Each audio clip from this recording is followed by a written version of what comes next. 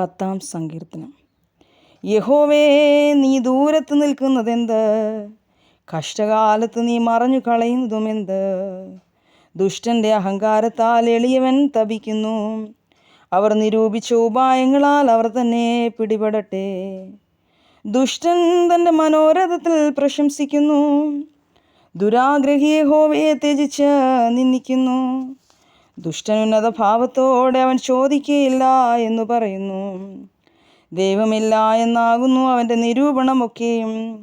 അവൻ്റെ വഴികളെല്ലായ്പ്പോഴും സഫലമാകുന്നു. നിന്റെ ന്യായവിധികൾ അവൻ കാണാത്തവണ്ണം ഉയരമുള്ളവ. തൻ്റെ സകല ശത്രുക്കളോടും അവൻ ചീറുന്നു. ഞാൻ കുലുങ്ങുകയില്ല, ഒരു നാളും അനർത്ഥത്തിൽ വീഴുകയുമില്ല എന്ന് അവർ തൻ്റെ ഹൃദയത്തിൽ പറയുന്നു. അവൻ്റെ വായിൽ ശാപവും വ്യാജവും സാഹസവും നിറഞ്ഞിരിക്കുന്നു. അവൻ്റെ നാവിൻ കീഴിൽ ദോഷവും അതിക്രമവും ഇരിക്കുന്നു. അവൻ ഗ്രാമങ്ങളുടെ ഒളിവുകളിൽ പതിയിരിക്കുന്നു. മറവിടങ്ങളിൽ വെച്ച് അവൻ കുറ്റമില്ലാത്തവനെ കൊല്ലുന്നു. അവൻ രഹസ്യമായ അഗതിയുടെ മേൽ കണ്ണുവെച്ചിരിക്കുന്നു. സിംഹം മുറ്റുകാട്ടിൽ എന്ന പോലെ അവൻ മറവിടത്തിൽ പതുങ്ങുന്നു. എളിയവനെ പിടിക്കുവാൻ അവൻ പതിയിരിക്കുന്നു. എളിയവനെ തൻ്റെ വലയിൽ ചാടിച്ചു പിടിക്കുന്നു. അവൻ കുനിഞ്ഞ് പതുങ്ങിക്കിടക്കുന്നു.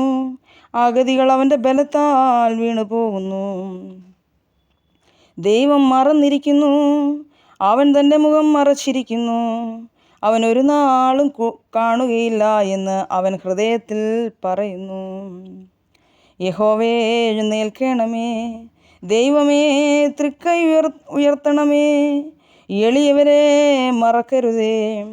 ദുഷ്ടൻ ദൈവത്തെ നിന്ദിക്കുന്നതും നീ ചോദിക്കുകയില്ല എന്ന് തൻ്റെ ഉള്ളിൽ പറയുന്നതും എന്തിന്?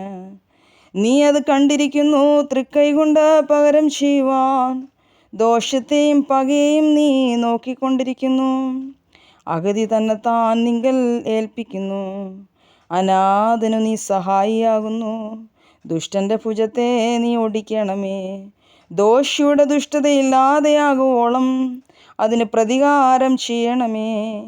യഹോവ എന്നേക്കും രാജാവാകുന്നു. ജാതികൾ അവൻ്റെ ദേശത്ത് നിന്ന് നശിച്ചു പോയിരിക്കുന്നു. ഭൂമിയിൽ നിന്നുള്ള മർത്യനെ നീ ഭയപ്പെടാതിരിക്കുവാൻ നീ അനാഥനും പീഡിതനും ന്യായപാലനം ചെയ്യേണ്ടതിന് യഹോവേ, നീ സാധുക്കളുടെ അപേക്ഷ കേട്ടിരിക്കുന്നു. അവരുടെ ഹൃദയത്തെ നീ ഉറപ്പിക്കുകയും നിന്റെ ചെവി ചായ്ച്ച് കേൾക്കുകയും ചെയ്യുന്നു. ബാറയ്ക്കുമോർ.